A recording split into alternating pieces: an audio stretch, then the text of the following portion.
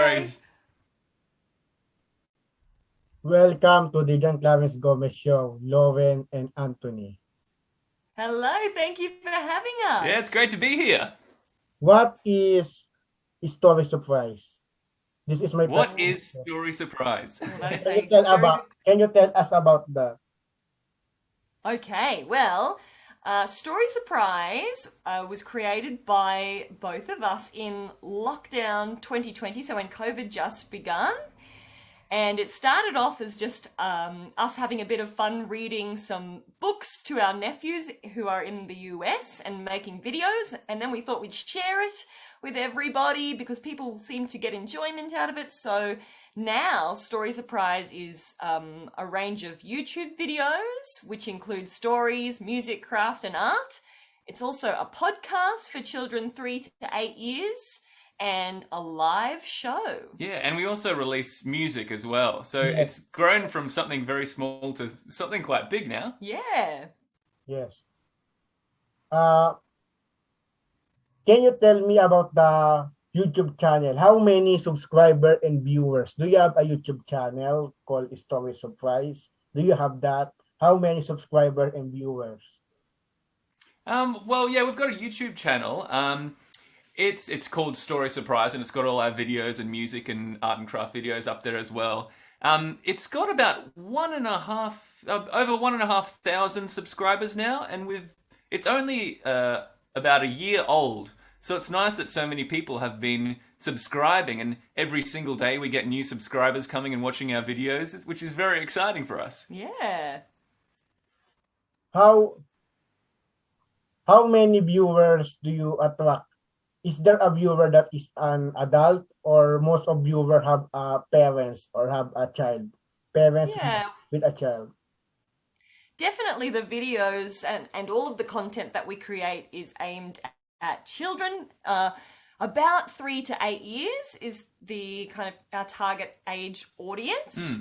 But often it's the parents who are on the computers. They find our content and then they view it as a family. I think that's a big thing that we try and focus on, making content that the kids love, but the adults can also enjoy. Without going insane, without going crazy listening to the same song over and over again. Yeah, so we try and make it interesting for the whole family. And then we have some adults who are great supporters too, who've really gotten behind what we do and have shown heaps of support over the last year and a bit. Yeah, we also try and make some of our content designed for adults as well. So we might do a story or perform a story on Story Surprise, and then also have an interview with an author or someone else involved that's for the parents to find out more about the story and why it was written and why we're performing it. Yeah. How many songs do you sing? Is there a song? Can you sing? Can you sing? Yeah, we've got.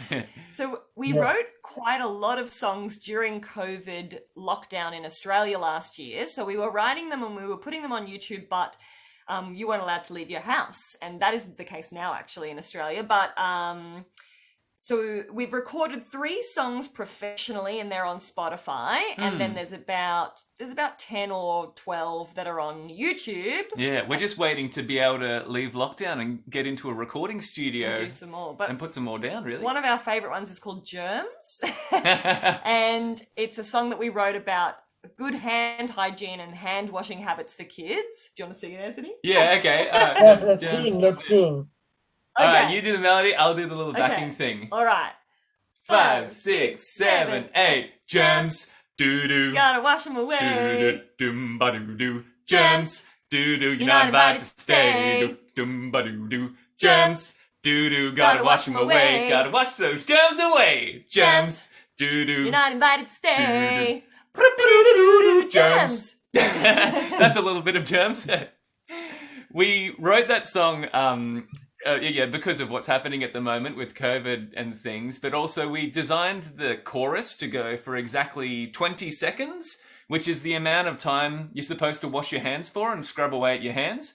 So it's kind of made so that kids can Sing it. sing it, and when they're done, they know they've washed their hands for enough time. Yeah. How many people do you do you interview in your podcast? Do you have famous people that have guests in your podcast?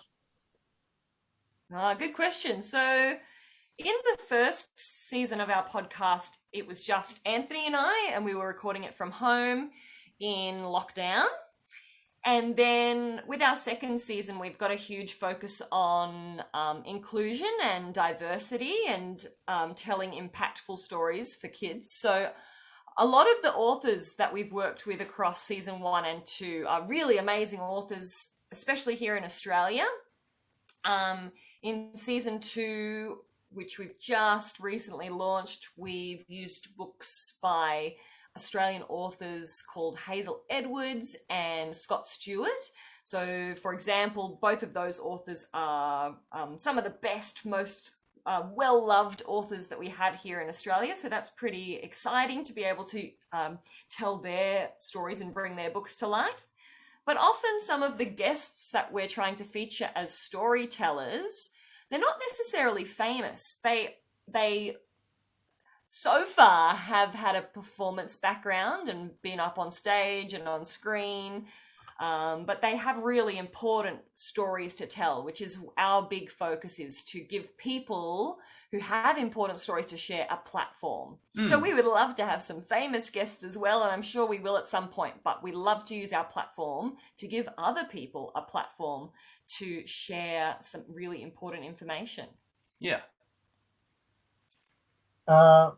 Outside Story Surprise, do you have so many careers like acting or children in entertainment? Yeah, well, we before the COVID-19 pandemic, we worked as performers. So both of us worked in musical theatre. Lauren's been in a few big shows like Story Surprise. That's our show.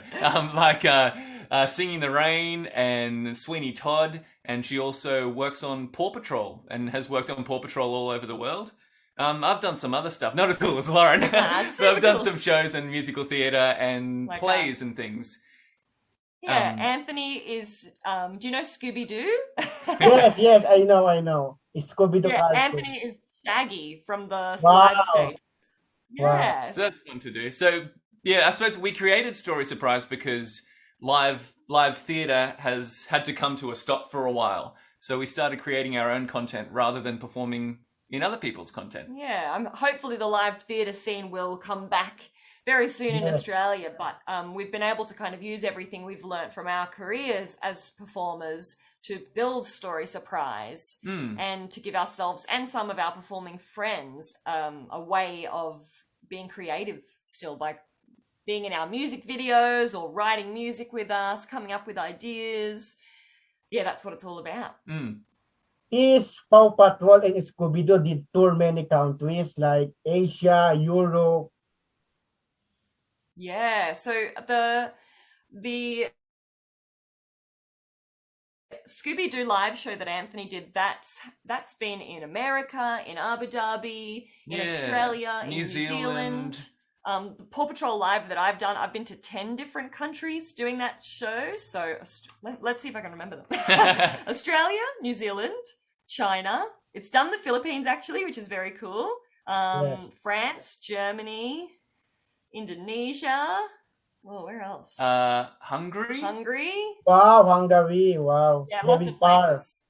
Yeah, very far. Yeah, it was on the other side of the world for us. Budapest. Hungary. Yes, that's exactly where I went. Yes. So that was very cool. And both of our jobs required a lot of traveling before COVID. So we were often going all around Australia and all around the world. But now with COVID, we're not allowed to do that. So we've got to find other ways to perform. Yeah, we've both been to the Philippines multiple times. Yeah, we both been to the Philippines for children's shows, actually. Yeah, and we performed in different malls at Christmas time. I love it. I love to go back there. Yeah. Yeah. We have no time. This is only 15 minutes.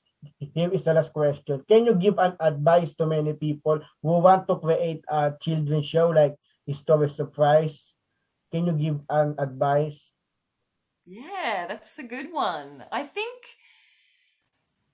the thing that you have to remember if you're trying to create a children's show or create anything is that you have to be in it for the love of it.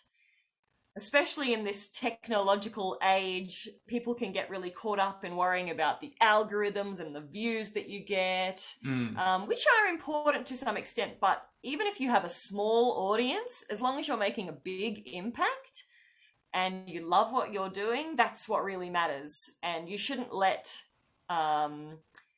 the daunting prospects of it all stop you from chasing that dream. So as long as you do it for the love of it and you are reaching some people who show their appreciation, that's really what matters. Even if it's just at the start, even just reaching a few families, it means so much when you see the amazing reactions from those families. Yeah, it's awesome.